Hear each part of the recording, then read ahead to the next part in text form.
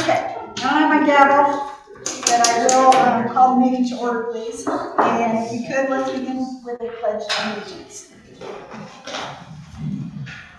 Pledge of allegiance to the flag of the United States of America and to the republic for which it stands, one nation under God, indivisible, with liberty and justice for all. Good evening, everybody. Thank you for being here. Lisa, can you roll? Sure. Darcy Kaplan. Here. Angela Brown. Karen Shields. Here. Jasper DeMister. Ray Armstrong. Keith Gosha. Here. Evan Matheny. Okay, thank you. I did not ask if you would please silence your phone. I'm not going to read the adopted policy because we have basically 4 members here and a group that's been before, so I think we can dispense with that. Can you verify that this meeting was advertised this time? Yes, as a regular meeting at the beginning of the year. It's listed on our zoning Did you page. go to the zoning page? Okay. It's also on the zoning website. And I saw from the minutes from the last meeting that council said we don't really need to put it on the Facebook page, if that's kind of overkill. I think that's only for certain applications. Like that was, what was that, like the administrative, it wasn't an administrative hearing, so I think it's still required for normal zoning applications, but, right? So for a reason, but for something like today, where you don't actually have an application in front of you, you don't have to. So thank you for clarifying that, because I didn't fully understand that. Okay, great. We do have meeting minutes from the last meeting, which was June 23rd. Do you have a motion to approve those meeting minutes? I will make a motion to approve the meetings minutes from June 23rd, 2026. I will Second. okay. Ms. Shields? Yes. Mr. Armstrong? Yes. Mr. Gosha? Yes. Ms. Kaplan? Yes. Perfect. So tonight in front of us, we do have discussion of possible amendments to our zoning resolution. I understand Jacob has some updates, and I'm sure the gentlemen in our audience have things to say as well. So I'm going to hand it on over. Yes, I have a presentation. I'll just give you a hard copy here. Okay. And I'll put them up on the screen.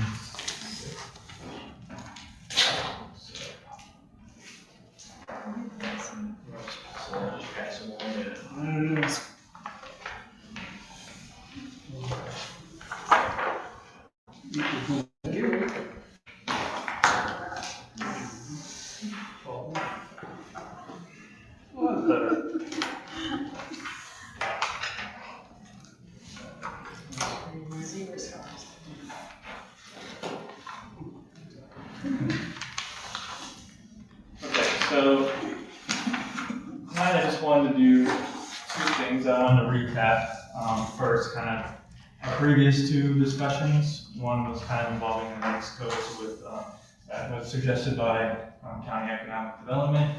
And at our previous meeting, we kind of discussed some data center regulations that other jurisdictions are doing. In addition to that, I wanted, at the last meeting, we mentioned that staff had some potential recommendations on the BIO, and we wanted to, aside from the next codes, we wanted to present that here tonight for you. So with that, I'll jump into kind of the next page here. So yeah, this is just kind of summarizing the 3 things I'm going to touch upon. First, again, a recap of the previous 2 meetings and kind of what was discussed. Second, the BIO recommendations that staff kind of has. We presented that, and then lastly, just tying it all together and next steps. So at the May 26th meeting, so my first day, May 11th, I think we had a meeting the very next day, May 12th, with the county here, who kind of came with some recommendations on potential NAICS codes that could be reduced to 4 digits. And at the following meeting, we had a discussion on kind of where the commission stood on that. And I summarized here kind of the direction that the commission gave. So I'm not going to go through all of them. Generally, most of them we were okay with, subject to hazardous material provisions, which Jan has provided, and I'll go over kind of the language she proposed for that later on. A lot of them were already permitted, so for all of those, you're okay with kind of reducing that to 4 digits. For NAICS code 3359, there are concerns over battery manufacturing to hazardous materials concerns, and 335999, all other electrical component manufacturing because of how a product looks. For 3364 aerospace products and parts manufacturing, kind of the same thing there with 336419 as far as it was all other, and it was pretty broad. And there was also some current concerns about guided missile manufacturing. And then I want to point out 5182 is also, we kind of received direction to come back at the next meeting to go over some potential guidelines for data centers for that specifically. Then on the next page, again, the first two were generally seen as okay to reduce to 4 digits. 2211, we kind of punted that one to later. We discussed it a little bit at the last meeting, but I don't think we really received direction on if that should be included in the permitted use table. So maybe that's something we can discuss, give you guidance on following this presentation. And then just a quick recap kind of the data center and private power generation discussion that we had at the last meeting. So basically I gave a presentation outlining what other jurisdictions were doing. I believe I sent everyone a staff report, so if you don't have that, reach out to me and I can send that to you again if you want to get up to date on that. Kind of the direction we landed on following that was kind of keep the same development standards of the BIO, but require some additional application materials that outlines cooling methods and power demand and generation and potential water demand, just so the commission can see all of those potential land use impacts when the application comes in. Was there any, before I move on to the kind of additional staff recommendations, was there any questions or clarifications on that recap?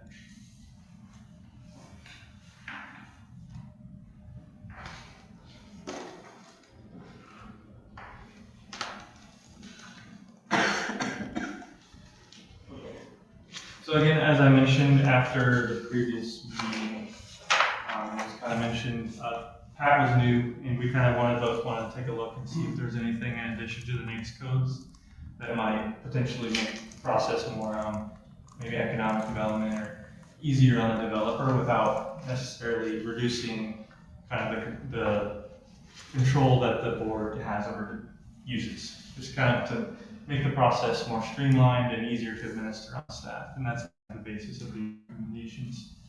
The goal here, we want to make the BIO more predictable, marketable, and easier to administer while preserving township control over impacts. And here, so I just kind of have 4 kind of difficulties that I identified with how the BIO is currently constructed. The first one is kind of the issue that's already been raised with the county economic development team as far as use flexibility. The 6-digit NAICS codes are very granular. Some compatible uses may not fit neatly into the table because of how granular those NAICS codes are. And the current structure may be difficult for what we call speculative buildings, where a developer comes in and builds a shell building, and then they will market that to potential tenants. And when you have the granular NAICS codes, that potentially makes it harder for them to market to tenants. Second one is the kind of the process of the BIO is a little complex. The rezone, so how it works is it's a plan unit development, which is a 1-step rezone process. And it requires basically final details up front. It requires a final landscaping plan. It requires final architectural details, which is not always exactly efficient for a developer to provide when they don't even know if their use or concept is going to be permitted yet. And again, this is also kind of seen with the architectural review board being the first step in the process. The developer wouldn't necessarily even know if their use is permitted yet, but we're going to have them go to an architectural review board to discuss kind of the architectural details, which doesn't make the most sense when it comes to industrial development. And this results in developers spending additional time and money, which can potentially kill a project keep them from even considering coming to the township, because they know they have to spend that additional time and money before they even are entitled to their use. I want us to ask questions along the way. Yeah. When we're referring to the ARB and it going to them before us, but is it mainly because we went to the one step and so they would be coming to us with a final development plan, and so then they wouldn't be able to go to the architectural review board after that final the development plan is set? Yeah, I think that's the reason why it is. You'll see it, and I'll kind of get to the solutions, and I'll kind of, I'm not saying go back to a two-step process, but maybe have conceptual and then give us final construction plans after we've given you the okay to do your concept. Yeah.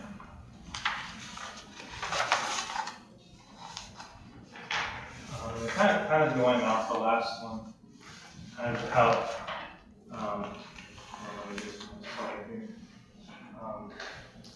when we have that one-step process where they're at the architectural review board right away, it kind of causes a premature design lock-in, whereas they're kind of coming up with these detailed concepts before they've even had a chance to kind of work out the planning issues. Especially for, as I mentioned, the spec tenants, the spec buildings, they don't even necessarily know what the final tenant might be. So if you kind of move the final details to after they're entitled, then they can kind of work out a design that suits their tenant once they figure that out in the future. Again, that results in early assumptions about architecture and parking and utilities that might not have been completely vetted out yet, just to get through that initial entitlement process. And this results in more modification requests, which, as you'll see, also require a trip to the zoning commission or the trustees, no matter what the modification is. And that's the next one here. Modification difficulties. The current code requires all changes to go back to the trustees to determine minor or major. And then that can make, seemingly small site adjustments be like new discretionary kind of hearings where you have to go in front of the trustees and kind of go over all the plans again. And this potentially creates uncertainty. So the idea of, I'll get into the solutions here.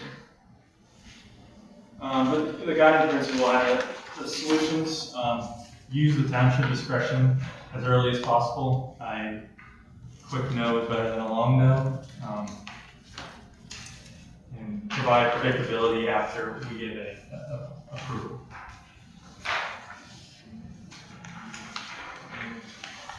So here's the 4 solutions. Kind of the first one is some updates to the use framework.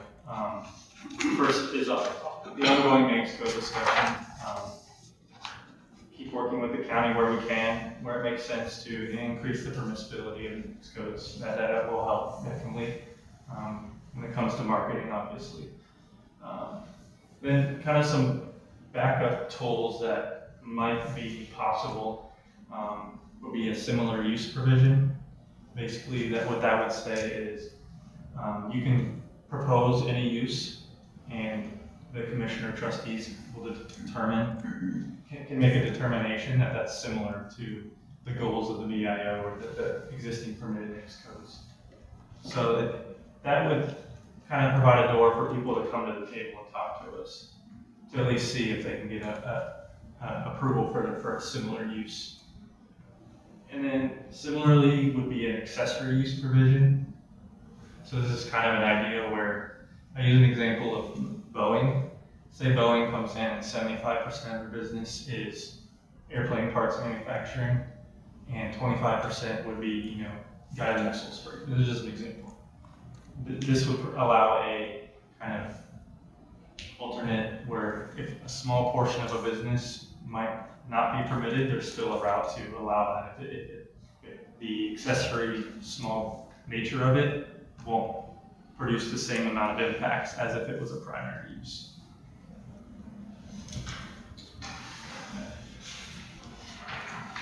Is there any questions on those two before I move on? And I have questions. So when you say a small use, that, the devil's in the details, right? How do you determine that? It seems very subjective. The percentages, or then they say, well, right now it's 5%, but then in 5 years they come back and say, well, we want to make it 60. That seems like that really sets a precedent that we may not be happy about. So really, we can define it how we want. Right.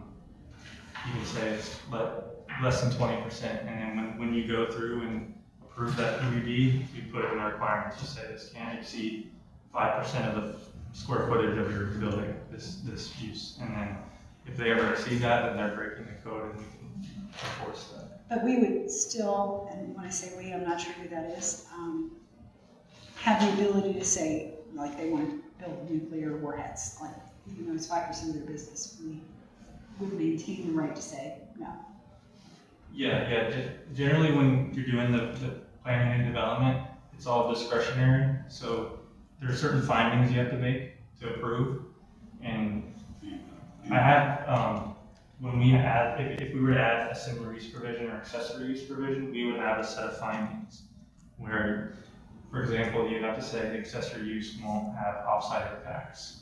And that would be one finding you have to make. And if you can't make that finding, then you can deny it. That would kind of be the idea behind it. Okay. I like the idea. I'm not sure. I'm feeling a lot of comfort with the ambiguity, I guess.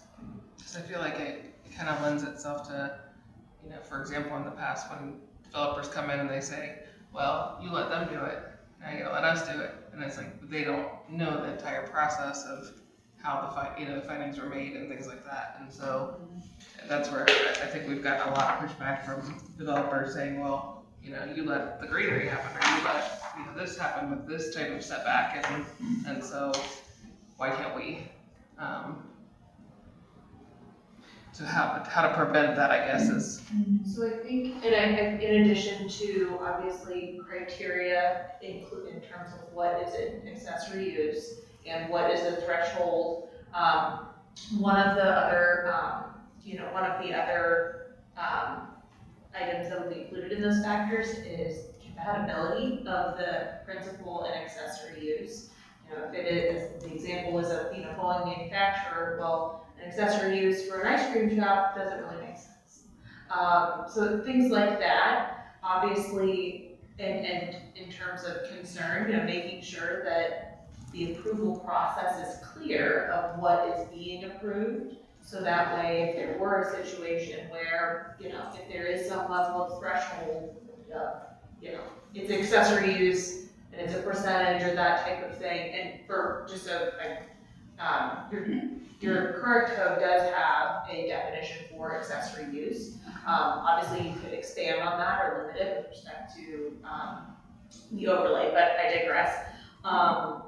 And obviously, if an accessory use were to be approved and it were to, the scales were to tip where, I don't know if this is an accessory use anymore, this might be the primary use, obviously the township could issue a zoning violation, and if the property owner disagrees with the township, they can appeal that decision, and so there's a mechanism for everyone to make sure that whatever's approved is on the same page. Because we have, had developers that said, well, that was an arbitrary decision.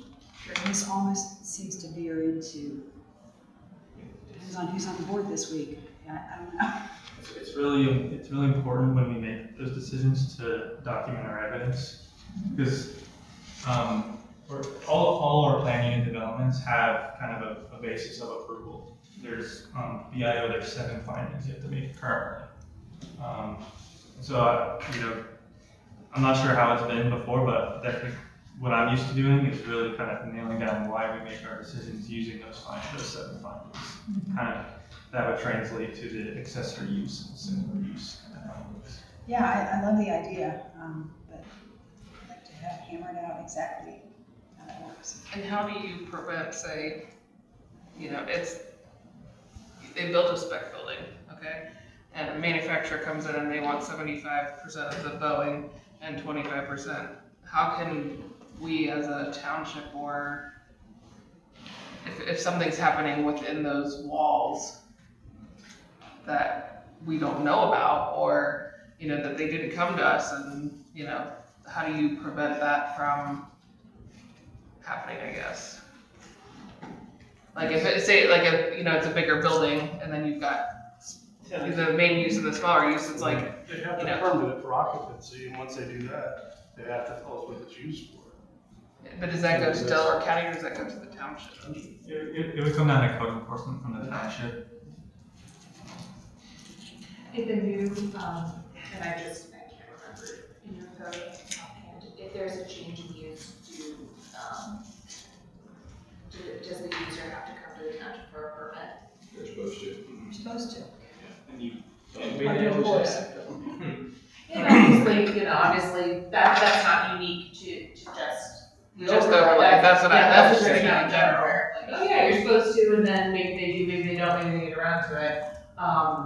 But again, foolproof, no, but there is a mechanism that if followed, it at least has some safeguards. Code enforcement could go by and all of a sudden see construction trucks out there, it's pretty obvious that they're remodeling. I think you also have to set, if you're looking to do that as far as a percentage of an accessory use, I would suggest that you say a percentage of all accessory uses.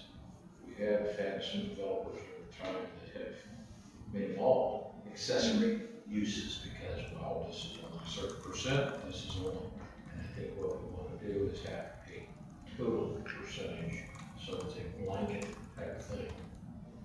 I won't go into specifics, but that was a problem several times. It is occurring ongoing. I think, yeah, preferably, we wouldn't want to give them a blanket right to any accessory use. They need to name exactly what accessory use they're I doing. don't think we want 10% for this accessory, 10% for this, 10% for this. Pretty soon we've got 90% as accessory. Yeah. I don't want to see that permitted.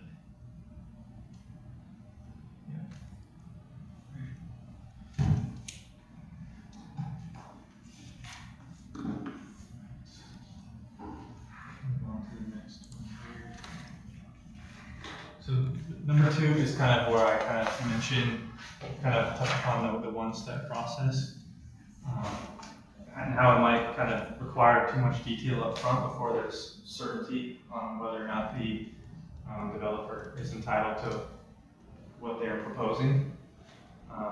So kind of the proposed fix would be to, during that rezoning process, kind of make it more conceptual, focus on the use and kind of general conformance with the development standards. And then once they have that approval for the use, then they would, this is very similar to the 2-step process, but then they would get their final construction plans, and it would be very administrative, just making sure that they meet exactly what we approved during the PUD process. So the entitlement language is new to me. So when you say that entitlement level, meaning basically we think this is a project that could be viable, is that? So yeah. Is that at township level? Is that zoning commission? Is that trustees? Who would do that? So yeah, entitlement I might have brought over with me, California, but it's basically when the developer has the right to build what we're approving, and if we suddenly turn around and deny it, then they can sue us. That's kind of, Okay. so, Yes. so the. So it's binding though. Yeah, it's a binding approval once the trustees approve the PUD, then that's when they're entitled to do it. And if we make changes after that, then it goes against that entitlement. So you said the trustees would do that? It's the same as our kind of one-step process. Once they complete our one-step process, then they're entitled to that approval. So it would start at the ARB currently, go to the BZC, and then go to the trustees. If I can tease out what he's saying just a little bit, because you will hear developers use entitlement, and on the township side of things, while they're entitled, on the township side, it's taken.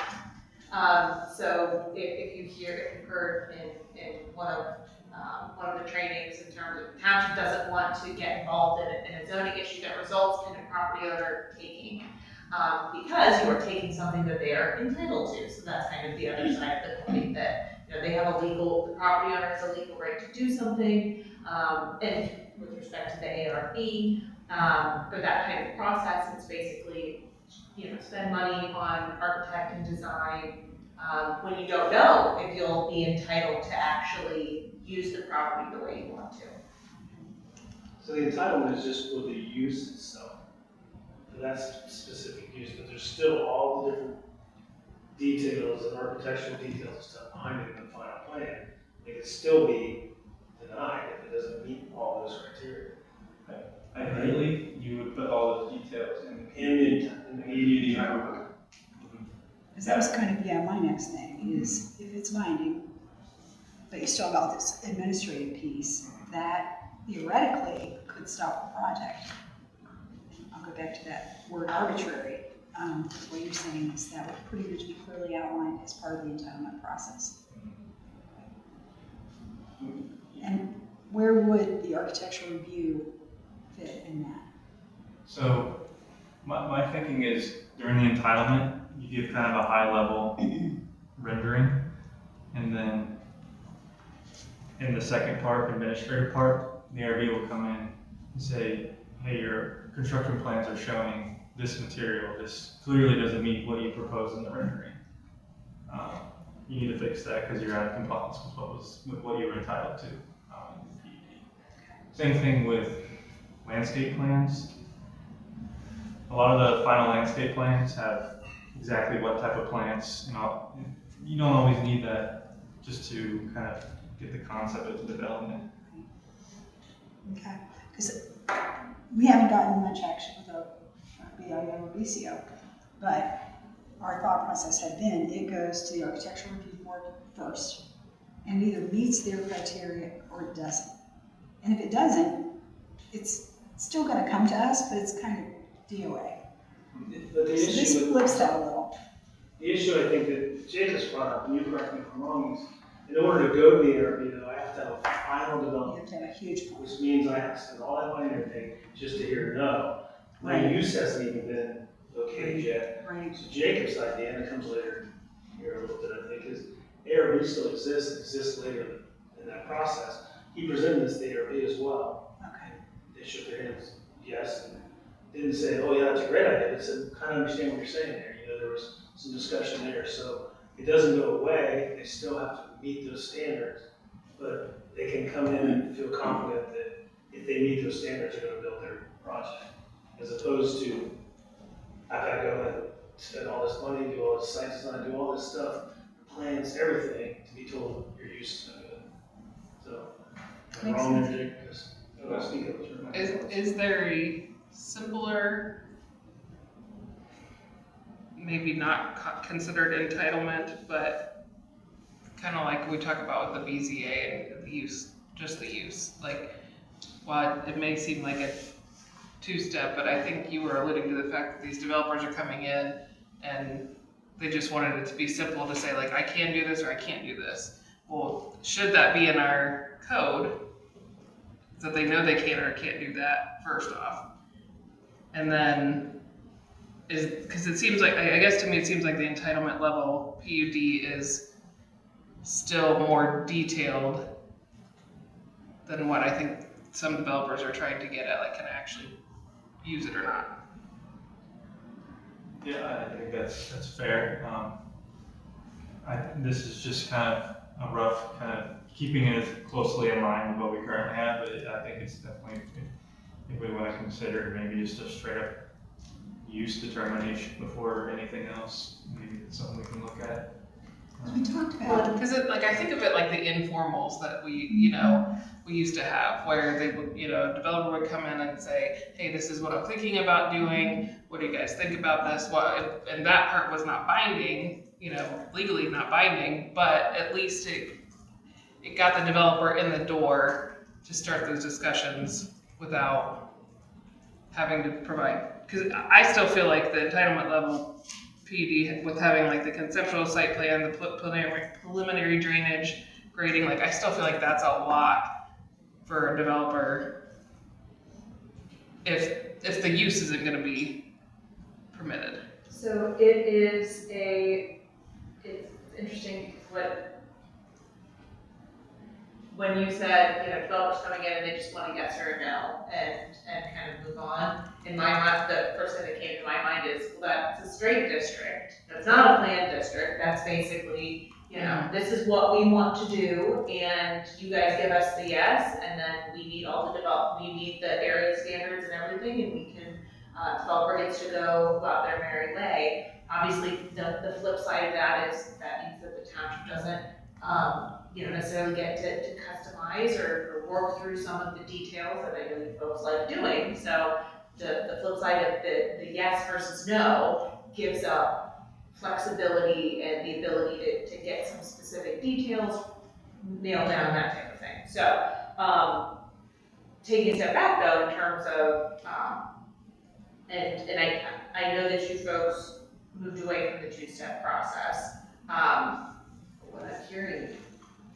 What I'm hearing about is that maybe you are interested in revisiting a two-step process, because what I can say is we do have some townships where they have the preliminary development plan that goes through zoning commission and trustees, and basically it gives the general idea of, look, this is how many, if it's a residential development, this is how many units, this is what we're thinking open space, maybe some of the details, but not, again, truly the final product type. So they have certainty, they are granted some entitlement, they can move forward, start really digging in and start plans, with the final approval coming down the line. Not to throw the baby out with the bathwater, but and I'm like, well. Or like a And again, swinging pendulum, we've done one or two. Yeah. I mean, the short time I've been here, I've heard the way it is now, nobody's interested. So Jacob says, how do we not interested to open up to everybody in the world? How do we come to the middle and say, let's gain some interest, let's motivate people, let's activate people, let's still keep the integrity of base codes and the things that we want here. So then I think if we do revisit the two-step and we just do it for the overlays, I don't think the one-step has been a huge problem with anything else, probably but this area, in my opinion. And can you do it with? Did you do that? Well, and part of the overlay is basically the one step. Yes, I know. Or when they get in front of you, that's the second step, basically. But then not to completely divert the discussion, but I think that finding a way to move the architectural review process elsewhere is a good idea. I think it makes a lot of sense, because it's really onerous to find out that it's not going to work. So, and we talked, this was 3 or 4 meetings ago, maybe you guys remember, about sort of, and this would have been at the administrative level, something like a pre-authorization almost, and I'm not using the right word. Do you guys remember what they said? It was like before they even came in and submitted anything formal, they sort of came to you, Jacob, and say, this is what I've got in mind, this is the next code that it would be, here's the property we have in mind. I mean, Yeah, maybe. You're talking about a pre-application meeting, I think. yeah. And can definitely do that. The issue is still, it doesn't provide them certainty, it doesn't give them No, an entitlement. because it's, would be you, or I guess this was Philip that was And talking then about it. also he said, she said later on, maybe, right? That's what That's what Jacob told And me. there's a disclaimer in the. Oh, and we've I had know that. there's a- Yeah, we've had that. Yeah, we. I shall wrap my brain around it. I mean, I think you're right, that architecture review, we're hanging our hat on it pretty hard, but it's really very early on in the process. I think there's value there, is we're at in the process, right? And if it's that first step, then it seems to be that nobody's interested in doing that. That's the first step. So far, anyways. Nothing there seems to be, so. Well, the devil's in the details again, but I mean, I kind of like this. But the binding part, I'm still hiccuping about just a little bit, just because I think if you have the correct, here are the expectations that go along with it. And I think the way our language for the architectural review board is written is very clear. Like, here, it's this. We'd have to do that with some other components, I guess. It doesn't sound possible. Yeah, I think so. What do you guys think? I'm talking too much. I come out of a different world with home rule. I came out of Colorado with home rule. So we had rules right off the bat, and you couldn't start a development if it wasn't approved by the people of the community. Right? Once it went to vote, it was okay, and then it started off. But then use fees, we would give people 5 years of use fee, no taxes for school, no taxes for property for 5 years. But that's when they're depreciated, like when Bowen comes in, right? Everything they bring in that facility is millions and millions of dollars they're paying taxes against, that they're asking to be tax-free from it to pay against. So the schools would get no money out of it, the township would get. So we would give them 5 years, and that's it. And then after that, then we would start collecting taxes on them. So it's a Did they different move after world. 5 years?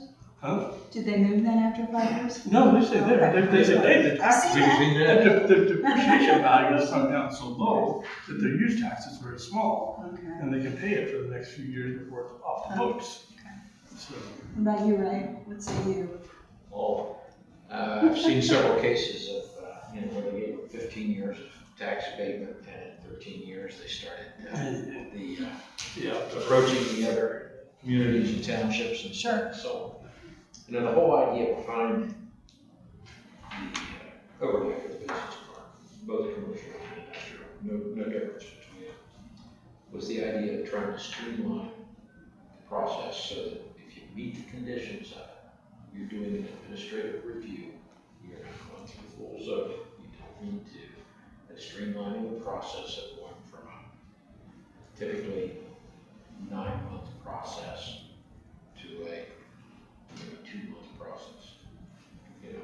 So if we go back, we may be lengthening this. I don't know. I just don't want to see it lengthened appreciably, which is counterproductive to what we're trying to do. True. So, I don't know which way to work it in. I think this opens it up a little easier for the client. And it might be, I don't want to give the house away too. Yeah, there's gotta be somewhere in the middle, right? Because right now, again, I've only been here a short time, y'all been here a lot longer than me. But what I'm hearing is, it doesn't matter because no one's coming. No one's asking, no one's even saying, I wanna come here. So how do we at least get in here? Would it, I mean, and that's my other question, is this, it sounds good. I would be more interested, I guess, if I were a developer, but is this wishful thinking on our part, or is there evidence to back up that this is, is a better way to do it? We can provide you some information on that. The gentleman to my left, folks to the left, there are some statistics that show making some changes in the process. Some accessory uses and so forth can open it up by 20%, 30% more companies' interest. I'll throw numbers out there. We talked a little bit about some of that stuff. So it does kind of open the window a little bit for more people to look in than it does today. So at least that's one. At what point does Delaware County come in and say, enough is enough, guys. We're gonna take over your business park because you're so restrictive of anybody taking that property, and it needs to be developed. It'll be the city. Huh? It'll be the city, not the county. Right. But The yes. county can't do it. The city, yeah, the city. The city can can't. say, hey. What's to stop Nothing.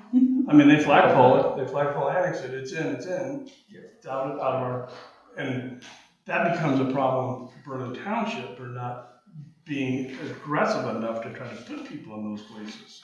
Because if you do, you're gonna lose it altogether. True. Which is why we started off doing this business park. Was Right? somebody got out and told them, if you don't do it, the only thing you're gonna be left with in this township is housing subdivisions. So- Yeah, somebody had So foresight either get, so to either do get off, this. It was a great idea. Somebody, it's either get off the couch, do something, or kiss it goodbye. It wasn't a very pleasant meeting. Where does regional planning fit into this? They, for this, they just provide, recommendations. So would that be before this whole process even starts, or would it be in the middle, kind of before ARB? Currently in our code, all we do is recommend that they go to the regional planning commission. We don't actually have a requirement that they go to the regional planning commission.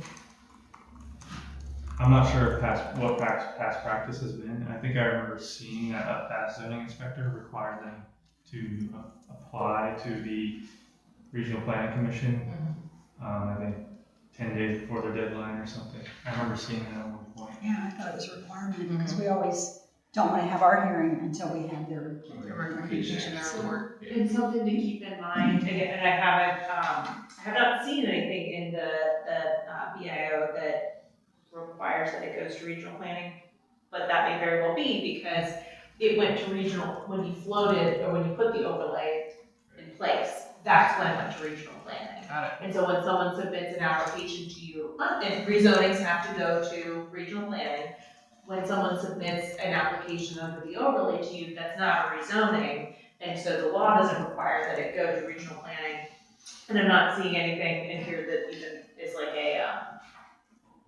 an informal submission to regional planning. And I don't know if regional planning would do an informal review of like kind of that application, so.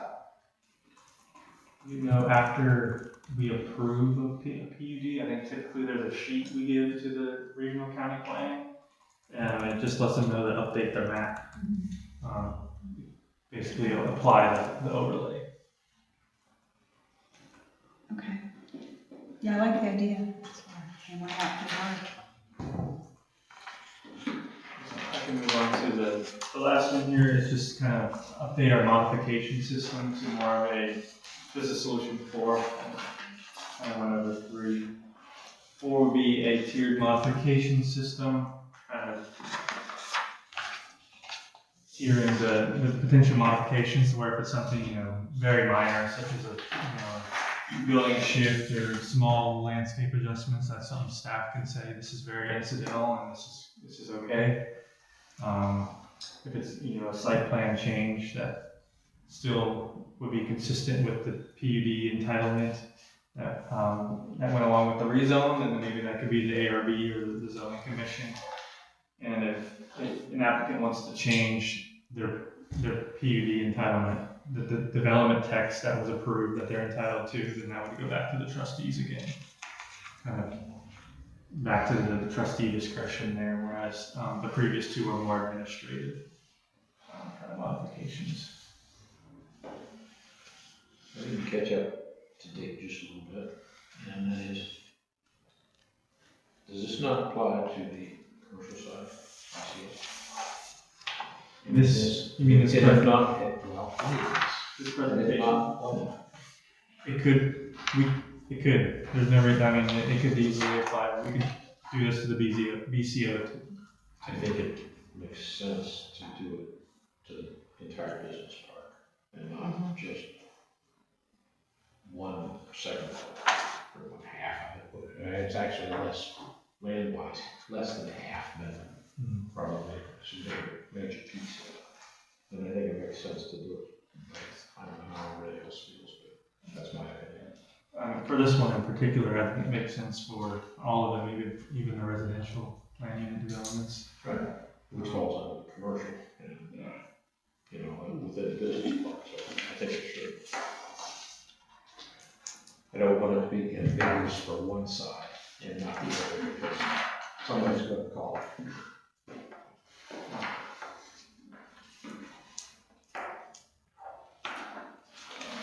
On the next slide, I kind of just have a kind of overview of kind of what that, based on this, what the process would look like. You and I have that pre-application meeting that developer could come talk to staff about kind of their project and how we see it potentially going, give them initial kind of thoughts. Then they would kind of put forth their overlay application, which would be the PUD rezone. The BZC would give a recommendation after hearing the case. And following BZC, it would go to the trustees. They would, you know, look at the permitted uses that are being proposed, as well as development text. Kind of think of it as a second zoning code specifically for their project. Is kind of what that PUD rezone includes. Then following that approval, the developer will get together their final construction plans and submit it for an administrative review. Make sure that everything they're on their construction plans meets their development text that was approved as part of the rezone. And then just kind of the more administrative subzoning certificate building permits would follow. And then last step, if there's any PUD changes, it would go back to the trustees. The next one is kind of.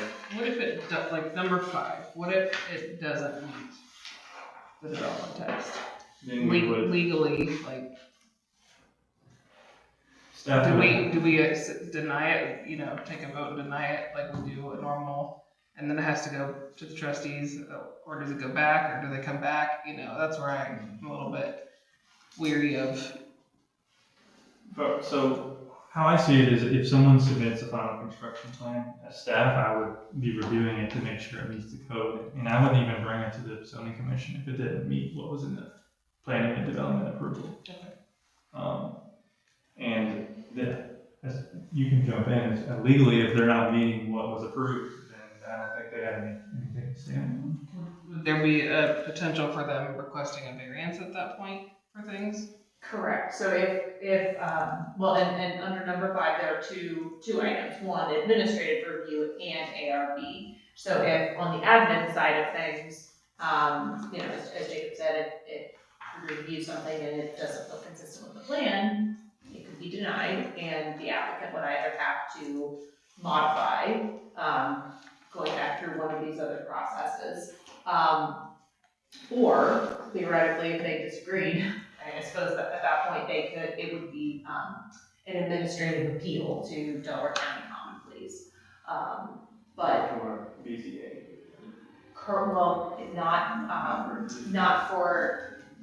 I'm sorry. Yes, it would go to BZA, and then if BZA, if the applicant wanted to further appeal, then it would go to Common Pleas. I apologize, getting lost in the process.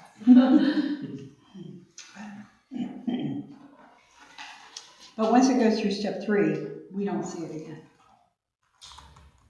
Sounds like. That's what makes me nervous, is like, if we're talking final construction plans, like, I know many times we're talking about landscaping or lighting or, you know, I know it's gonna go through the architectural review board, but I don't know in the past from what I've seen with when I used to do minutes for the architectural review board, like the details of the trees and the landscaping wasn't done by them, it was done by us. And I kind of left it open-ended. If you want to be part of the administrative, we can definitely include that. We can do anything. If you trust staff and want staff to do it, I'm more than happy to do that. But I understand that BZC has historically reviewed it administrative, so it's completely fine if you keep that in there. So I try to keep it kind of open-ended as far as that goes. Yeah, I have a little discomfort with us, signing off on it so early. Oh, just a conceptual It's plan. When it's typical. conceptual. It's typical. I mean, that's what I've always looked at too. I mean, you're done and it goes to, you get a little feedback and that's it. And you say yay or nay, no meetings. We always, well, we've had, whether it's one step or two step, we do have a final development. And this really eliminates that. Am I interpreting that right? Is that right? Except for going to the ARP, is what it sounds like. The final development plan right there. But then the ARB only has architectural and landscape capabilities. So what about everything else? Traffic studies, all the things that we typically review in detail. So really kind of the idea behind it is, at that point, they're entitled to what they can do. And when you have staff in there, we can kind of double check on that entitlement. And so before we would even bring it to you, we would be checking that. And so it's almost kind of upfront work, but it's completely fine to want a second set of eyes on it if you don't, if you want. That's Under the current plan and the current process, and this is on page 19-35, the development plan contents have to include a traffic impact analysis. And so while I don't believe that I have not heard discussion about reducing these standards in the development plan requirements that would come in front of you. It's just simply moving the true design phase later in the process. So in terms of traffic impact study, landscape plan, signage plan, all that sort of thing, you folks would still review that as part of step 3. But Section 19. Well, it could change, but But it's I guess I'm just confused, because I 100% agree. I think we should, get people in the door. So this is not what I'm questioning. What I'm questioning is, we've got the conceptual site plan is what we're seeing at step 3. So then we don't see anything after that, and what, I guess in detail, we would need to list out what is a part of that entitlement piece that we see. Because like she said, I just feel like here's the conceptual piece, and then it goes to, and I feel like that does put a lot of work on you all as well after the fact, because then you're having to review, and then it's one set of eyes, maybe 2. I will say, I don't want conceptual to think that we're not going to be requiring them to demonstrate that they can meet all the requirements. During that step 3, if there's something you think you need to see from them to confirm that it meets a requirement or finding, we can definitely include that as a requirement. Because I think we're kind of talking out both sides of our mouth that way. We want them to be able to come through and get that entitlement piece with concept. But then we're also saying, and we're going to sign off on it. And we're gonna have all a concept. a lot of the details in the I just feel like it's a little bit of a hypocritical. And a trust administrative staff too. They know. Right. I mean, you can't keep slowing down the vote. I don't know. What do you think, Ray? I'm wondering if we're lengthening this whole process, and I'd like to ask economic development a question. With this kind of changes, this goes back to the beginning of the thing where we were trying to streamline the thing. The initial concept was we're going to do an approval on plan without going through all these steps. It's more of an administrative review if you meet all the requirements. Okay, that was the initial concept. And if you don't, your option was you go through a regular straight rezoning, which might take many more months, but that was the option of with this type of process, not that I think that it's bad, but it's going to kind of lengthen it. What is economic development? Have you seen this before? Okay. Do you have some opinion? Well, first of all, Dana McDaniel with Office of Economic Development, Delaware County. Thanks, I guess, for the opportunity to chime in. I think what Jacob's providing here is trying to streamline the steps, which we're all about. I like the words that I heard previously from Board Member Shields, and these are the words I use, and they don't always resonate. I think from an economic developer's perspective, and probably a developer's perspective, let me talk to this at a high level first, if you okay, because you know the technical side is better. I will just tell you a quick no is better for everybody involved. So, first step in this is trying to get enough of an idea of, remember, you've got to remember, we're just really focused on this 500 and some acres, which is the industrial area, right? So we know the kinds of things generally that the vision that we collectively share. As an economic developer, I understand that vision. I'm going to look for those companies to bring to you. If I bring that company to you, then, okay, guys, what size building do you want? And you do have a plan that I think is good. We're not trying to suggest changes to that. Setbacks, landscape, you got stormwater, you're going to have all these things. That's got to be understood by them. There's a responsibility for them to understand that up front. They come to you and say, this is the type of use, and we want to build a 300,000 square foot, we'll call it an office flex type building that can work for manufacturing, just picking on that. And then they say, this is how we will conceptually lay it out on the site, based on your guidelines, this is how we would see it fit. They got to buy the acreage to get that done. Here's how general or stormwater, it's like a bubble diagram, right? Then they would also show some architectural renderings. This is generally what the building looks like. Here's some examples of buildings we have built or we aspire to build, the kinds of materials. They would bring those without just going to the full level of full design, full studies, full this. By the way, this is what we plan to put in it. Now, if it's a spec building, you've got your NAICS codes that are going to dictate what they can or can't do. If it's a build to suit, they're going to come in and build the new business, whatever it might be, and it should fit those NAICS codes. So then you all, it's the non-binding feedback, which I love that conceptual, that's what I'm used to. They get to come forward with these ideas and say, this is generally what we want to do, where we want to do it, how we want to do it, and we're following your guidelines, we think generally this will work, and they should try to demonstrate that.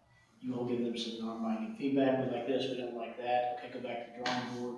But generally, we like what you're doing, or we support the concept and the use, then they go back to the drawing board, and now they start to go down the road of these steps of being more finite. Because what we would want to see is, we don't like that, it ain't gonna work here, we don't want it in our community, see you later, so that we can pivot to the next other site. And that's the lens we look through. So, but I'll tell you, we just worked on I'll give you an example. And this one hurts because I just found out we came in second on the site. $2 billion pharmaceutical manufacturer, City of Delaware. City of Delaware could have had him through the whole process on a $2 billion facility in 60 to 90 days. That's the competition. So I'm not saying you have to be at that level. You don't have to be. It's your community. They put in all that pre-work to enable that to happen that quickly. They got a big staff. They can do that. We have resources to help you too, if that's what it takes to help try. I would rather bring you a big project and say, look, can we rally around this, and how's the quickest way to do it, and it fits your NAICS code, intent, and then figure out how to rally around that, and then try to get it done. But I would tell you, a company like that, or even a smaller one, look at us and say, a site consultant, how long does it take to get through the process? Well, it's 6 to 9 months. Okay, we're out. How many times do I got to go? And they ask these questions. How many times do I got to go to the board? What are the exact steps I got to do? So identifying these steps are great. And if they say, well, we just can't do that many steps or it takes too long, we'll negotiate that. Or we'll say, look, this is what you think it is. We can get these things done if we can, So that's a non-total answer to your question. But theoretically, that's where we're trying to You're getting there. That's what I feel like. And I don't want you all to, I don't want to come across as you all losing control. That is not what we're about. That's not what we want. And you wouldn't have it anyway, even if we did want that. But I would never aspire to that. We want you to have the right control points, the right decision points. It's just how do we get to no faster, or how do we get to yes faster? And that's all we're trying to do. The next code thing is extremely helpful when we're out trying to bring companies to you. And frankly, you're going to have developers show up and say, we want to activate this and bring this or that. We've had conversations with 2 developers in the last week and a half that want to be in Berlin District. So how can we get in here? But I will tell you that one of them, I said, this is dead on arrival, it's hideous. No. But they said, we really want to be in Berlin Business Park. And we said, bring us something else. It wasn't a bad use, it's just the way they laid it out. Like, this isn't, it's too big, too much crammed on too little land, ain't happening. Started seeing on the rough diagram. And we said, no, we wouldn't even take this. We'd love to work with y'all, we're from out of state. We'd love to work with y'all, let's go find something that fits better. And they're all about it, they're gonna go fishing for more, because they wanna be, that's the kind of exchange we wanna have on this acreage. Sure. And those aren't promises, and I hope you don't feel that I'm giving you a passive salesman. I want to touch on something you said, Tara. I think that, so I spent some time in a couple of townships before I came here, and every bit of that architectural piece was done by the zoning commission. It was never done by ARB, so I'm new to that. I'm not saying there's no value in ARB, I just don't understand it. Because everywhere I've been, and still work at one of them, it's all done by the zoning commission. Julie's familiar with the places I'm talking about. They don't have ARB, so what you're saying, when you get to see it all, they see it all, and they decide on it all. So, I guess that's, the question. Because I know part of the way the ARB is constructed, it's got engineers on it, is there an architect? It should be, It's where yeah, it's it supposed should to be be. an It's very engineer structured or an with architect. experts, whereas we're not. So, I don't know, sounds impressive. And like I said, I agree with making the process similar.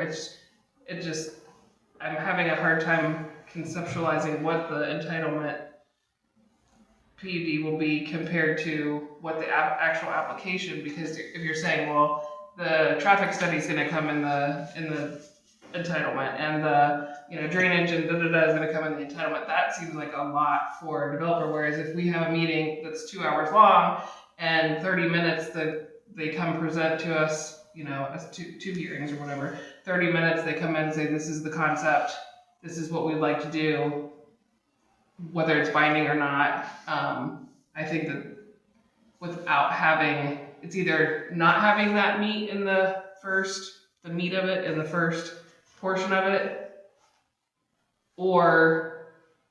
and then us, in ARB reviewing the full development plans. I just feel like if it's conceptual, and I'm having a hard time understanding, what's the limit? Where's their, they already know that it probably through our codes that they can come in as a use code.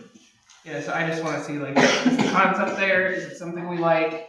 Then we could say yay or nay and be done. You could do some things like, maybe there's an area traffic impact study that's done, so that not every user has to do a test. That can take a lot of money, a lot of time, or something like that. So there could be some things that we could even help you with or work with to try to streamline those pieces. So they're just doing a piece or a component or their piece of a contribution to a greater analysis, right? That can help speed that and help inform it faster. I think we've done that. I've been where we've done that before.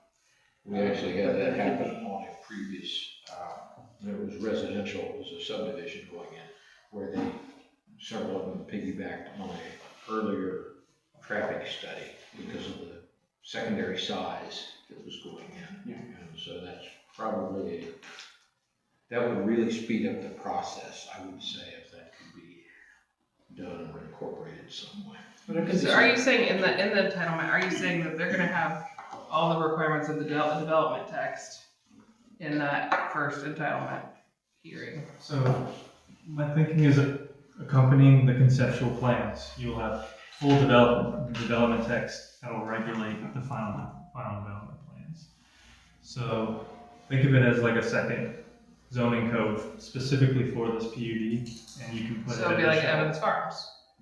Would that be an example? It, Where they have their own, a huge portion of Evans Farms has their own development text per se that we approved however many years ago. And then then they come back to, we make sure that they're following that development text. yeah, you would see the conceptual plan and say this needs Two-step. to do this. Two-step. Yeah, sure you do.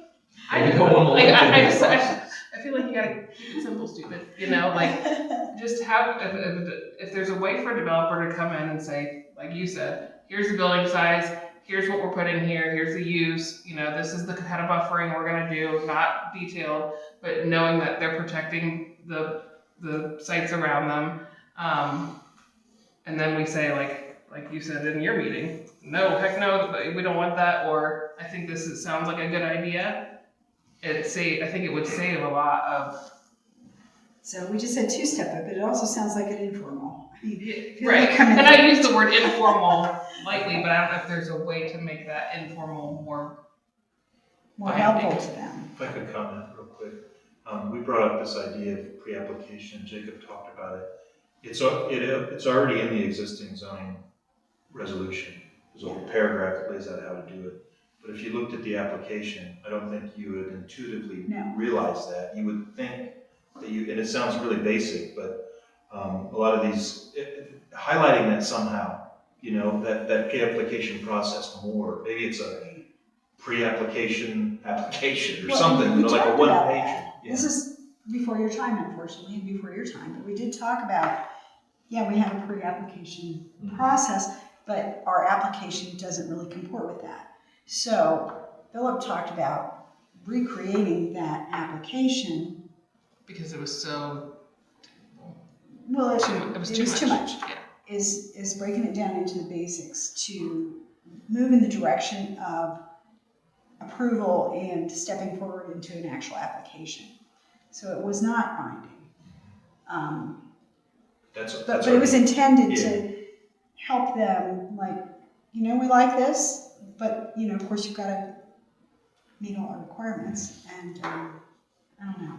Is this making any sense? I think, Like, could there be a pre-application hearing where it would be short and sweet? See, that's where I think that we would lean on our administration, is in that phase.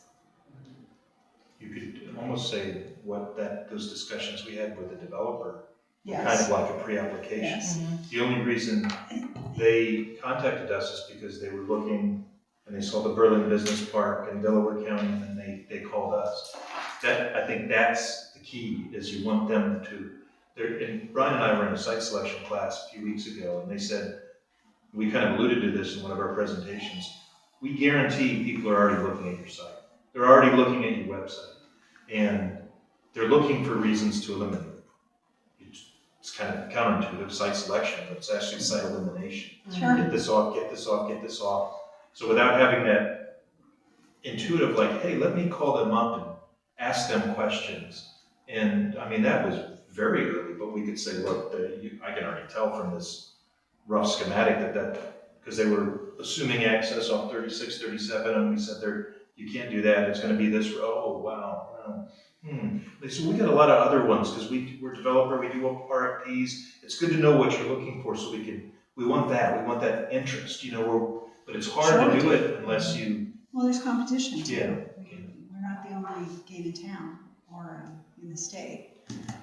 I don't know the answer here, but I have some discomfort with us basically signing off on it. So, Like a conceptual. With a big data center. huh? With a big data center. Yeah. Well, I do think along those lines, and I really appreciate the discomfort. I really appreciate that a lot. But if you had, and maybe that's how the boxes are intended, that Jacob's putting up, is, really just trying to pull as much of them out as quickly as possible Right. without overly investing. And I think that's Getting great. some non-binding feedback from this board that says, hey, that sounds pretty reasonable, except we don't like these things, we're okay with those things. And then get to staff with that guidance. And then sometimes I also explain these as a little bit of going a little bit slow to go faster on the back. Sure. And as Tee long as it that up. back end is faster in the check-in, that's where we get to. But having them come here with ideas and concepts and having a discussion and getting, checked off on for those, if you're okay with that, that's where we make up time. But time is money, and then the boxes on the back end still properly apply. It's just how quickly can those happen, right? So. Because that is, one thing about this board is, we meet twice a month. Sometimes we already have a hearing scheduled, and we can be a big obstacle.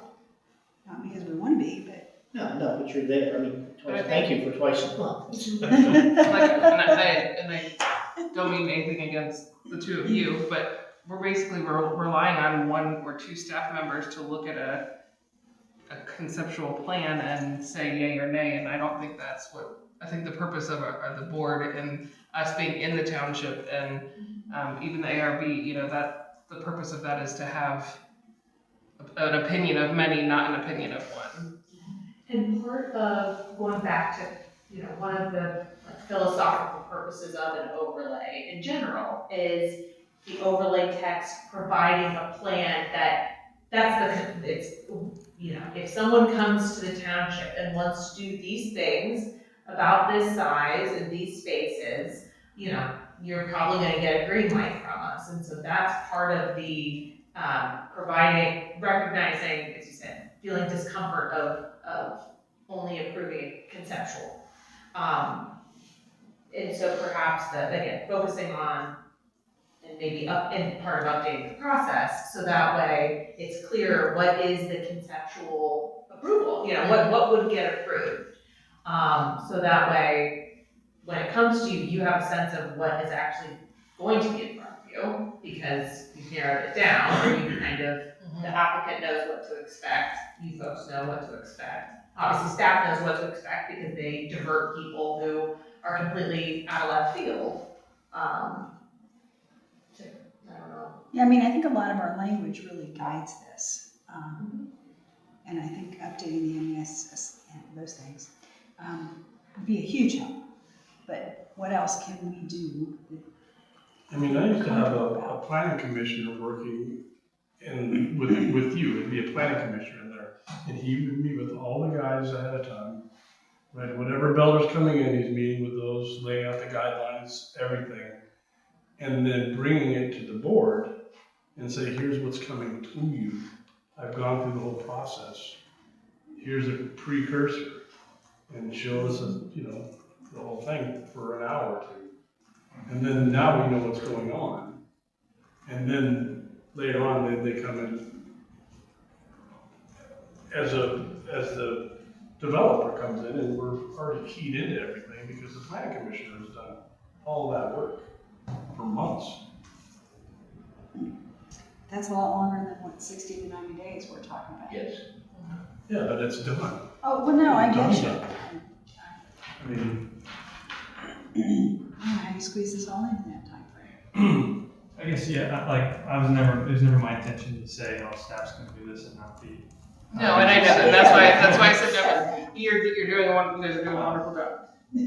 Please don't take that lightly, but I'm saying, so it's kind of like, it's either on the front end or the back end or wherever it is that, we say yes to the entitlement, and then we are expecting as a board, one person, maybe the zoning inspector when we get one, the administrator, that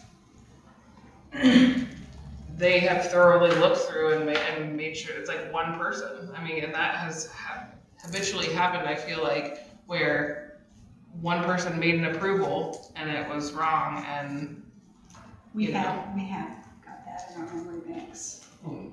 So. whereas the majority vote of, They call it sins of the past.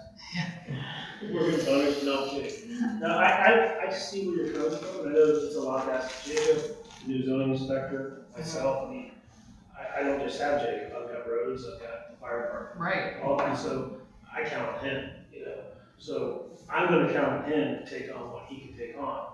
And if that's too much, so we gotta figure something else out, right? So, I trust his thought process, I trust his knowledge, I trust his attention to details and things like that.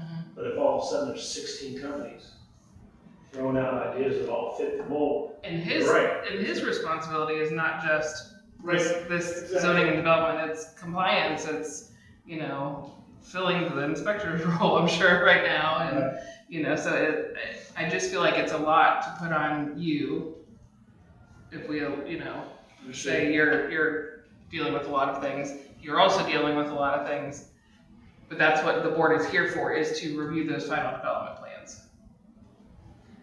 Correct?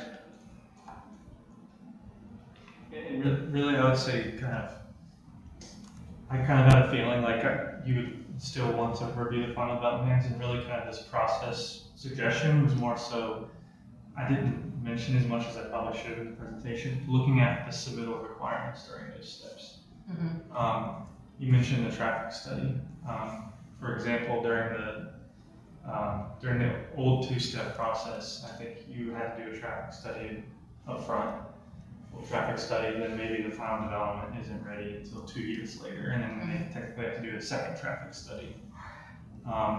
This is kind of, in this two-step process, maybe require less of a traffic study up front, and more full. The traffic studies always kind of flummox me in a way, because many times people come in and then we don't hear the final for 2, 3, 4, 5 years. Often those traffic studies are good for 10 years, but truly zoning does not have purview over traffic. So we review them, and frankly, some of them are very thick, and I just kind of go, well, there it is, because I can't do anything about it. Now, maybe that's really lazy of me, Well, we but talked about The one entrance that- and exit points, you know, of developments and things like that. But the one that controls that is the county. Too. yes, we don't really. They're the ones that really, And I was they're saying Yeah. using that as an example. But I mean, we can disagree with the traffic study, we can disagree with their findings, we can say we think there should be only right in, right out. But at the end of the day, we have zero say over that. Right. So I want it, but it doesn't really do us any good. exactly. I think that was just an example of my. Yeah, no, and I'm with you. A small piece of I'm the with big you, picture. Yeah, I wanna look at the stuff that we really. Because because I'm the landscaping person, like say it's a buffer zone, and the conceptual is a 100-foot buffer zone. And then the developer comes in and they put 100 deciduous trees that lose all their leaves in the fall. We have no idea. I know Architectural Review Board is supposed to do landscaping, but I don't think that they do it or follow that as closely as some of the design elements and so whether it's, I hate to say, removing the Architectural Review Board and having it all be at the commission level, you know, if we have the Architectural Review Board, what exactly are they looking at, and what are their, you know, requirements? I know they have their checklist, but it's really just a checklist of saying, yep, they got it, yep, they met this, yep, they met this, yep, you know, so. I guess with this concept idea for a preliminary landscape plan,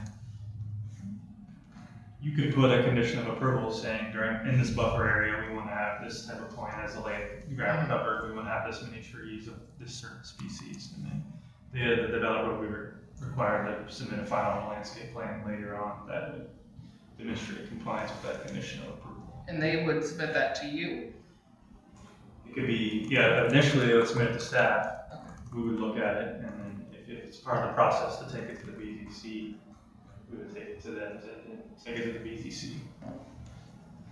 But, I mean, like I said, realistically, I wouldn't bring it to you unless I also thought it met. I would tell them to go fix it before I brought it to you. Jacob, with that, basically, that analysis would fall. Slide. Basically, that's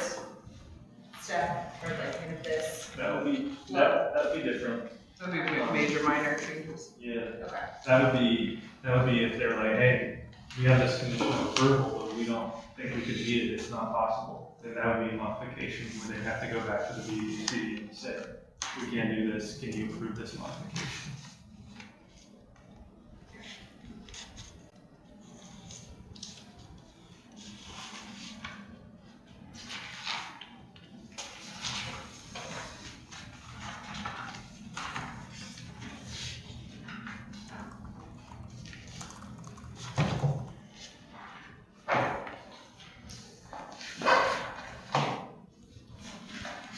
I'm gonna ask, again, just a clarification. In the entitlement level PUD approval, they will have the entire development text.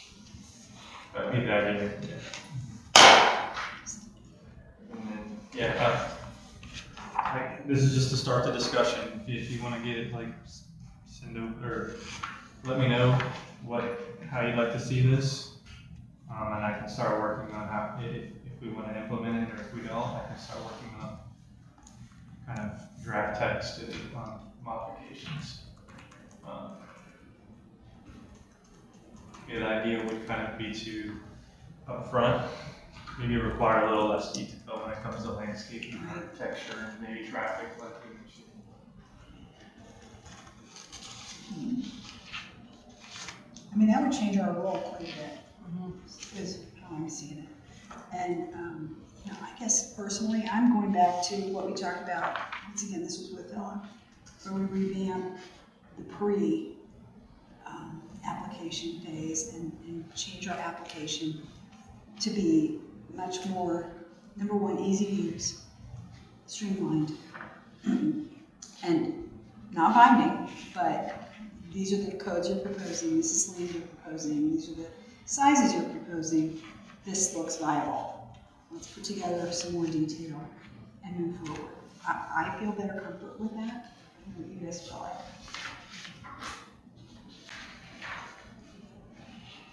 I mean, just to jump in, we can already do that. Like, I can already do that, and I've already got a spot on the website where I'm about ready to put it in. The only thing is that, like, my opinions, when I'm talking to the developers, there's no way I can predict what the board would say. I can give them general guidance. I understand the weakness there. And I don't know if that, once again, opens you guys' window.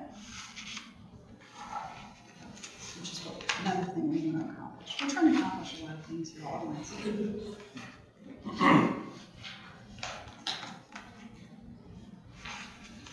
Comments? Thoughts? So, I mean, like, I just feel like the entitlement level PUD is binding, and then we don't see it. We don't see the plan. So what's or we don't see the final development plan. We can have it where you can still see it. Does that not lengthen our process and go against what we're trying to do, though? it does. Yeah. So it just takes back just two. I think it's kind of a thing, do you want it to go to the ARB or the BZC? I don't think you want to double whale, that makes no sense to me whatsoever. And that's certainly an option, where it gives the zoning committees in front of the zoning commission twice. So you see it, you see the, you get their comments, and then they'll come back to you. We don't feel like we have the authority to just like disband the ARB. No, we don't. No. I realize you don't. I'm not trying to get there. I'm trying to say, let's not do redundant work. I don't believe in redundancy that way. You either trust your boards or you don't. And there's something to be said, in terms of redundancy, in terms of efficiency of process. This application would be in front of 3 different groups of people, it not even including staff. So there is something, that might be one way to help streamline the process. You guys got any thoughts? Well, that's kind of where this kind of started. Yeah. Since we were reading through this, I'm like thinking, there's 4 different, county staff, there's 4 different processes. It's just dead on our end It's a lot. us, frankly. I don't say that, don't take it the wrong way. I'm just saying, how how do I get a company who needs to get through their decision processes because we're always competing against somebody. Very seldom we're not competing against somebody. I just want you all to be positioned to have the opportunity. I'm not trying to cut anyone out of anything, just trying to figure out how do we get it streamlined that. Does it come down to a two-step process and for the sake of the BIO, maybe there isn't multiple boards to look at. Maybe it's just this board. I don't know if those are kinds of things or something the township's interested in seeing. It still goes to the trustees for ultimate approval. I mean, that's when you can't take out. So then it's, okay, how do you minimize the check-in points for the other two, I guess? You gotta have staff looking at it. Yeah, that's what You you gotta done have an there. intake. It has to be done there or You not. gotta have an intake, right? It's So too someone late. can filter it through, so, yeah. I have a question.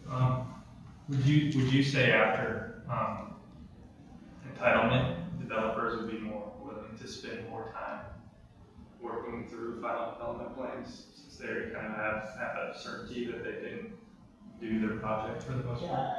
Yeah, I would generally think if they know the process, it's mapped out, and they know the timelines, and we may win or lose on the timelines. So it's just what it is. But generally speaking, if you're talking 90+ days, it's just too hard.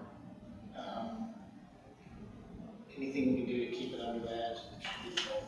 So how many check-ins is that? How many meetings is that? How many? So let me ask you this, because you're Maybe saying that's just not attainable, but I don't know. 90 days. Because what we've seen is somebody will come in and they have an idea and we discuss and they make a proposal and we make some tweaks and we table and they come back and they revamp. I've seen very few developers that could put together a comprehensive plan like this in 90 days. I'm just talking about them, not even including us. And that could be the case. They're not ready. They're just No, you're not ready. figuring out what they could do. If it's a build to suit user, Yeah, that's, they know what their We product, haven't, we haven't done They were that. built. what they're doing is they already got a design. What Yeah. they're doing is Well, I was taking it and laying it over. I wish I could show you the project we just did, but I have an NDA, but I can show you where they showed a $2 billion project and they just superimposed it on the site. And I was kind of thinking of Rise. they're doing that work when they get here in a lot of cases. What is it? Rise, they have one in Orange and they're building a 3 Bs and a K where it's like, here's the overall plan. But we It's a made a spec. lot of changes to that. We did. We flipped the Didn't entry, you I mean, lost them, pardon? right? What happened with those guys? They stopped? No. They got their permits issued over, We this approved month, yeah. But, and it was a collaborative effort. I mean, we kind of didn't like the way it looked from the side of the road and. And the lighting and. Yeah, I mean, there were a lot of changes that I think were good for them and for us. So Fencing, that's the kind of perimeter. stuff that I feel like is kind of important. It is, and I don't mean to take away. Oh, no, that. no, I get it. Yeah, I think that's very important. And at staff level, before you even see it, that's important. And that's where I feel like it's either I like the idea of the entitlement, but I think it needs to be a lot less. Even like I feel like even the development text for a lot of developers when they don't even know if they can actually do it or it's going to be a good concept, that it would be easy for them. Like again, I'm using as an example a 30-minute meeting with us when we have another hearing and just say here's what our concept is, kind of like they do with you. We say we hate it or we love it, and then we move on. And yes, that could be binding at that point, but we got fireworks going on. It could be binding at that point, but maybe I just feel like we're either asking too much in the entitlement process, and then that way we can come back and we see the final development plan.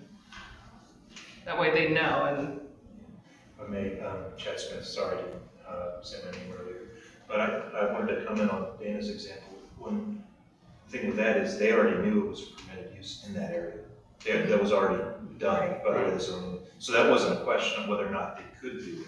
It was all, okay, how do we align this to the, cookie cutter. yeah, which is already in your resolution, but they already knew we can do it here. That was never a question. And I think as we discussed with the NAICS codes and all that I think we think that people are looking at it and saying, I don't even know if I can do that there. And for example, a project like that might encompass 4 different NAICS codes.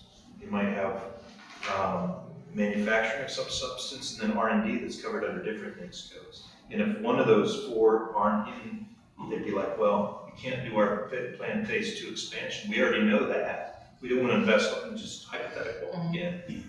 So I think that's one of the keys too, that they already knew it was a permitted use. That was never a question. They wouldn't have even come here to look at it if it wasn't a permitted use. It was all the details that you're talking about. That's in your resolution already. And it was also in theirs on how, building standards. I remember we briefly touched on, I think it was maybe 3 or 4 meetings ago, when we were talking about the use codes, and it's totally different than the NAICS codes, but how it was permitted and then conditional and then absolutely not. That maybe that's a part where we put the, absolutely not ones that then they see, but if it is, it could be a conditional one, or, there's a chance, like as an accessory use, like you're saying, that's what they come to us with in that first meeting.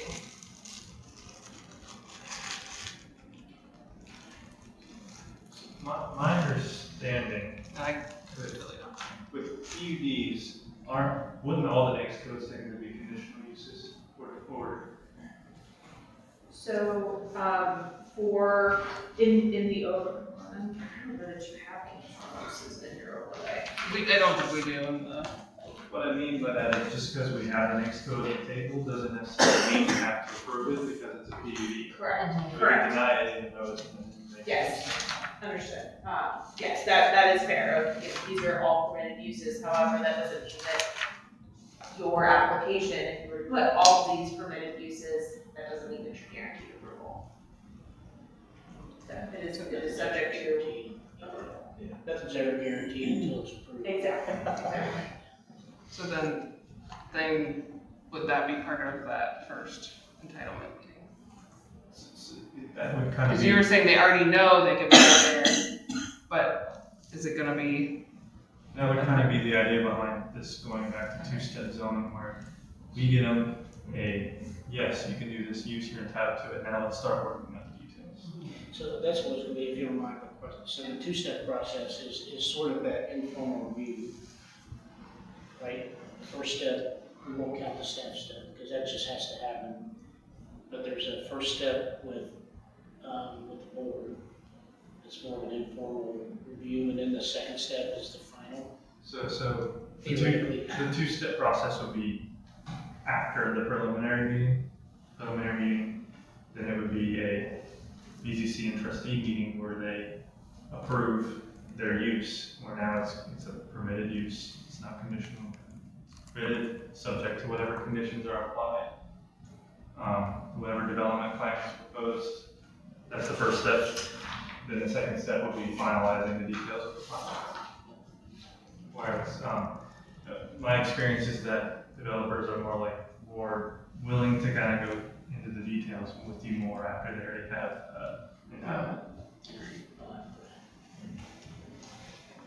Yeah, 'cause there's a lot of money to be spent on that.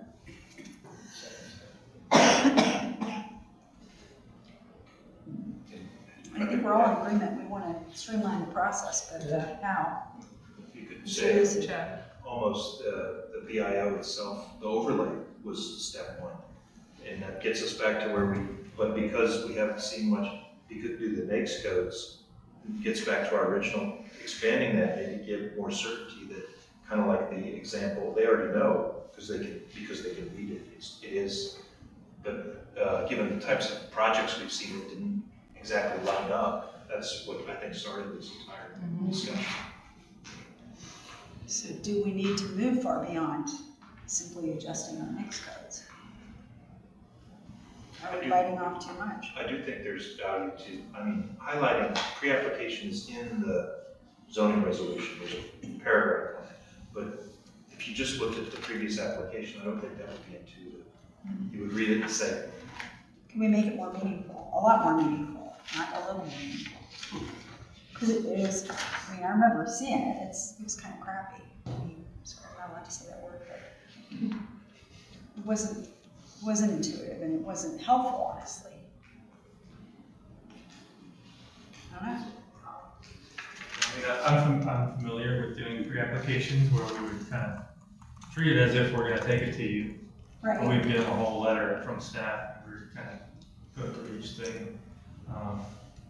So I've been working on getting that implemented now, as you mentioned, it's already in our zoning code.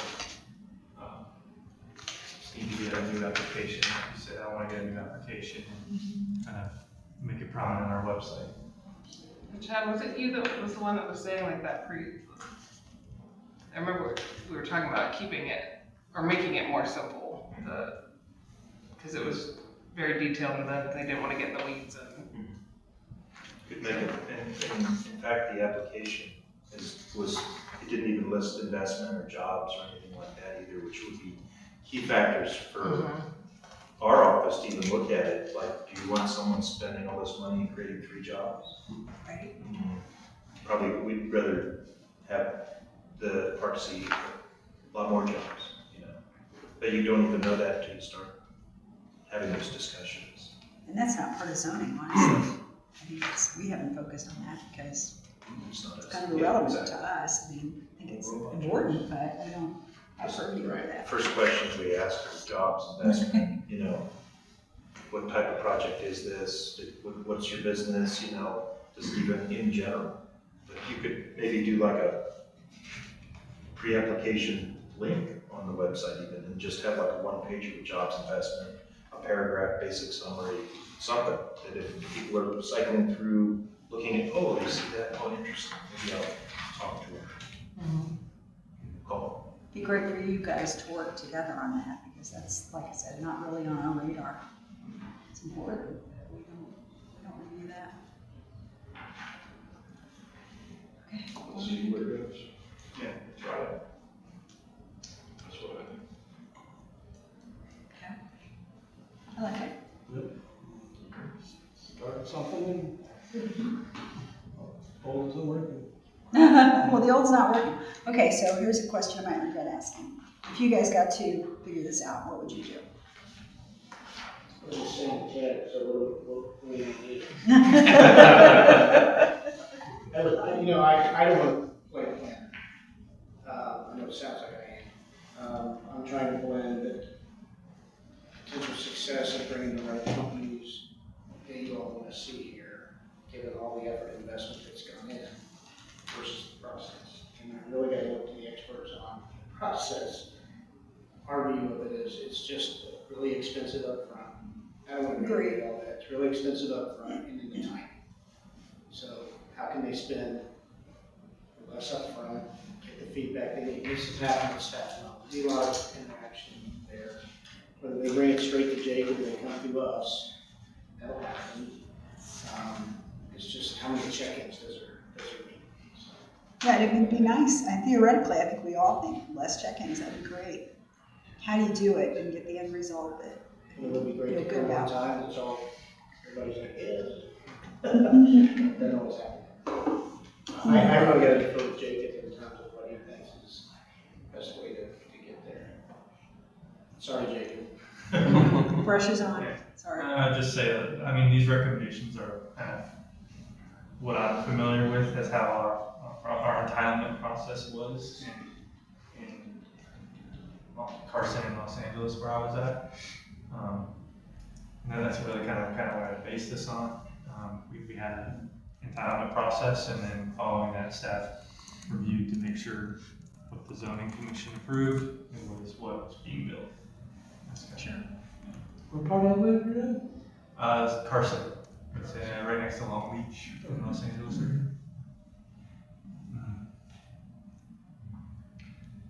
You guys had your heads together. It's not from there. Just work there. Won't take it against you. Just got out of there. Here you are. I got out of there too. how do we wrap this up? What do we do? Well, I kind of have some closing slides that I can skip. Okay. I'm gonna skip a couple slides here. I don't know, I didn't number the slides, but there's one bringing it together and next steps. So this is kind of bringing back the recap and kind of coming back to where we are now. So on the right on this slide, you can kind of see kind of a permitted use draft text, a snippet of it, kind of talking about bringing together the NAICS codes as well as the similar use suggestion. So when you go down to 3344, it was mentioned that we don't like the other because it's kind of broad. Well, this is kind of where in the permitted use table, you can say that specific NAICS code will be subject to a similar use determination. That's not too broad. Just an example. I did it for all of them, but we can. I mean, it's encompassed, I but if it's semiconductors, electronic components, and electronic component manufacturing, that's all there is. And you can't do anything other than that. But I like the idea of the accessory use too, because I feel like we were talking about that a little bit with the, like, solar to, like, say a data center, and then, and how they might need a solar powered something to produce their electricity to be self-sufficient. You know, so that to me lends more towards like the accessory use and how we're permitting those things, but at the same time, it may not look that way. I can't remember if we, you know, say permitted the solar, You can never get enough land to make that work for solar. using it as an example. But where a developer could come and say, here, we're gonna be self-sufficient by adding this accessory NAICS code, and then we limit it to the 20% or whatever it is. I think that could help developers think more outside the box than they might say, like, okay, well, solar is not allowed, and I use that as a main part of my development or part of my building. They can use small nuclear fission parts. That'll do the trick. Let's do it. I think the similar use and the accessory use that you talked about. That's too cumbersome. On the developer. Try to offset that. I mean, similarly, it could be a manufacturer who then has an R&D laboratory component, which is smaller, but it's much higher paying, higher investment, but it's a small accessory to what the main function is too.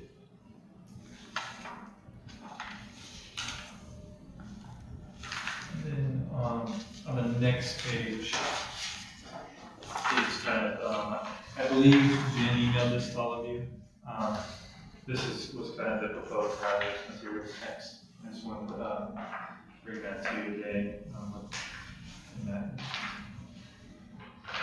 we will include that in the draft text unless you, the board, have any recommended changes or anything.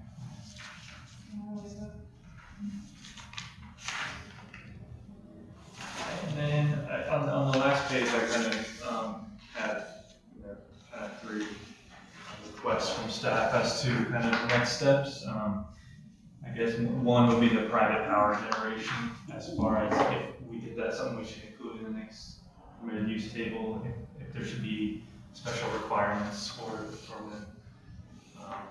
any specific type of private power generation.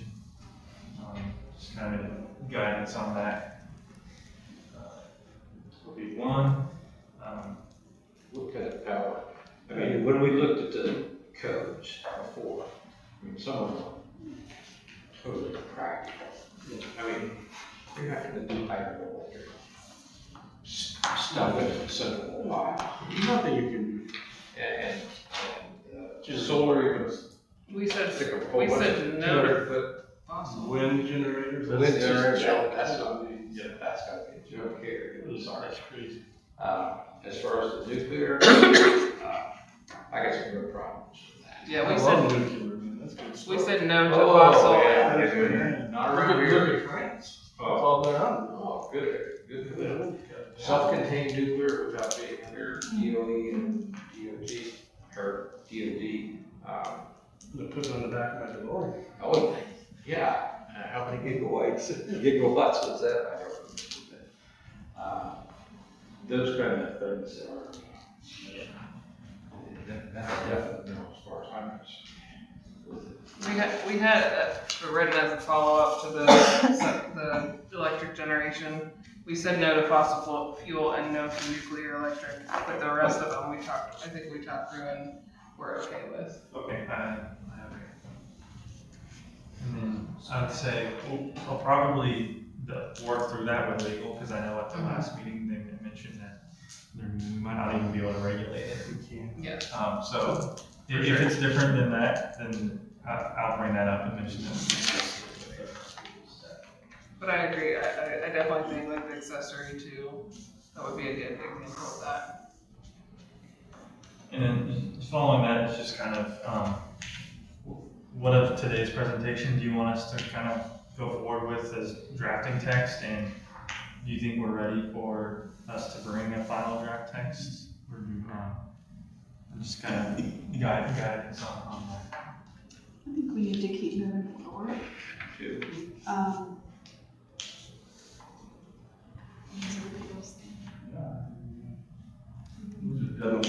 We've been doing this for a while, and I think we've discussed pretty much everything that we wanted to discuss. We've got to get the codes that we had talked about in the preliminary. And I'm sorry, I'm not saying. let's see where we can do this Process you're doing, let's run out the flagpole, see which alludes. or she's level 2. But I think we need to try something. So, Get it moving. so your goal will be to draft a final draft of this, everything we talked about and everything, present at the next BZC meeting. Is that your goal? I'm going the second meeting in August for sure. Portions potentially by August 11th. I think we will have a project coming on August 11th, so maybe I'll have, partial text ready for then, but definitely by the second meeting in August. Because on the 11th, I think they tabled the last meeting in June to the 11th. The Oak Park, and I Yes. just got their resubmittal today. I haven't looked at it yet, but Okay. it should be ready for the 11th. Okay. Because I think all 4 of us were not at that meeting. Correct. Wow. So we're gonna have books for us. It looks like there is, Which is Well, if they just. I'll take a look at them. Well, yeah, I'll look at them tomorrow and then I'll let you know. Yeah, an AI data center forum. I'm doing regulations now for AI data centers. Putting in AI data centers, promoting them. So that's my job. Okay. Another job. Okay, he's not talking. All right. Push it. No, I think that's, I think that's a good plan. Do we think that's a good plan? What does our legal counsel say? Just making sure, and I apologize, obviously there are 3 new people, so lots of Jen is usually here, and so I was just checking with Pat in terms of kind of the background discussions and all of that, but no, I don't have any issue with Okay. moving forward and whatnot. So yeah, Jacob, I mean, I'm so sorry, but I think you're the 3rd or maybe even the 4th person that we've been through, that we've chased away with this dialogue, so. Well, the new administrators' #1 goal is to make Berlin Township a place nobody wants to leave. I love that. So that was my goal when I interviewed, that's what I wanted to do. No leaving, Jacob. That's it. Now, he did say leave, but not live here. Well, my wife does like these outcome things that go around. She's trying to get out of the house and go. One of those things, I guess. So you are from Ohio? Yeah, I grew up in Ohio.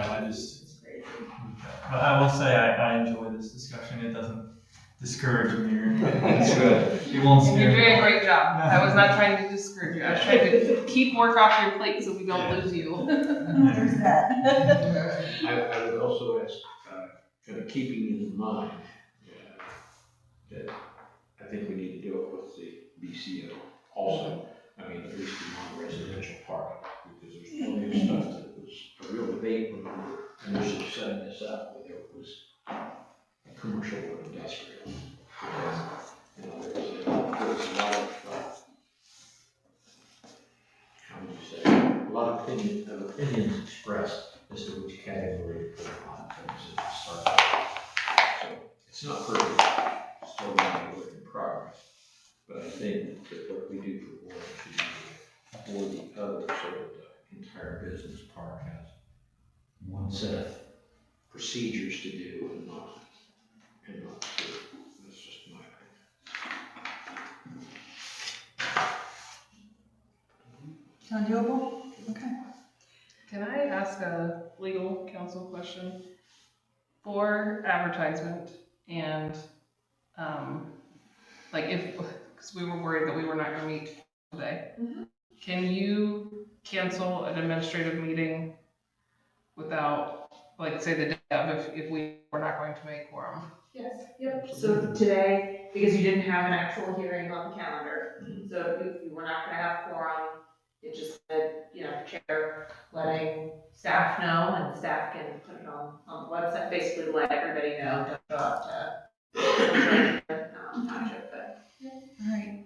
And you were talking about before the hearings that have to be, is there specific types of hearings that have to be advertised on Facebook? Correct, And- so for zoning amendments, under the 519-12 process, the township there are notice requirements for the hearings, and the township has to, you had to publish in the paper, the law changed a couple years ago, last year. So you have to post that on the website and on social media. And that notice has to include very specific things, that sort of thing. With respect to a meeting like tonight, where you don't have an actual hearing or an actual application, obviously providing your residents with information is important, but it doesn't have to be, it's not a formal process, it can just be. How about for like workshops, if we did a all-night workshop, 4-hour workshop, does that have to be posted? It has to be, the meeting has to be called, which your regular meeting is set, meeting schedule set at the beginning of the year. But no, certainly that could, you know, you can have a work session at every regular meeting if you wanted to. And you wouldn't have to, advertise or anything. What about approval of final development plans? Final development plans, it depends on, I think those are generally noticed, but those are administrative, so they're not hearings, but your zoning resolution might include notice requirements for a final development plan, I just can't remember.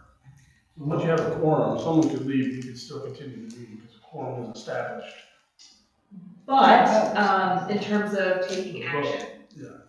You wouldn't be able to take action, so. Like tonight, there's no action. Correct. Now, if we were making the recommendations for the trustees' approval, then yes, it would. You have to have three members, like bare minimum 3 members here, making the recommendation. And it would be a public hearing. Correct, so have to have, you know, notice and that sort of thing.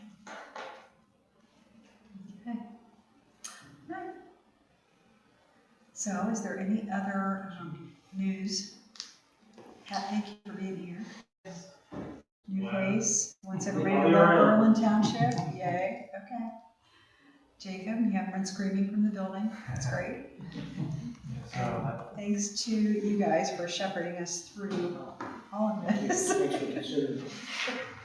We are trying, we really, I mean, I think, it was one of you at one of our meetings said, do you guys really even want this developed? And I was like, oh, yes.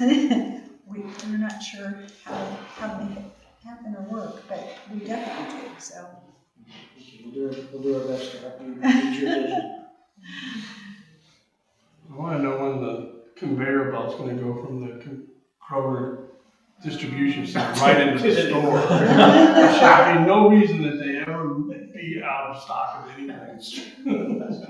I like I'm sure about it. Exactly. And thank you, Jacob, for all of this presentation. It's super helpful to see it mapped out and, you know, thinking outside of the box. It's really appreciated. I ran out of ink. I love paper. At least it's not the 36 by. You're spreading all the money, let's see it. These poor guys don't know all the inside jokes, right? You know, sorry. We had one developer who wrote the big draft plans. D-drawings. It was a very big roll, barely fit in my car. Yeah. Okay, shall we adjourn? Somebody want to? I make a motion. You don't have to. Second, all in favor? Okay. Aye. Don't forget to sign meeting minutes, please. And you're not coming to our next meeting? You're not coming to our next meeting, you said you haven't. No, I did this in a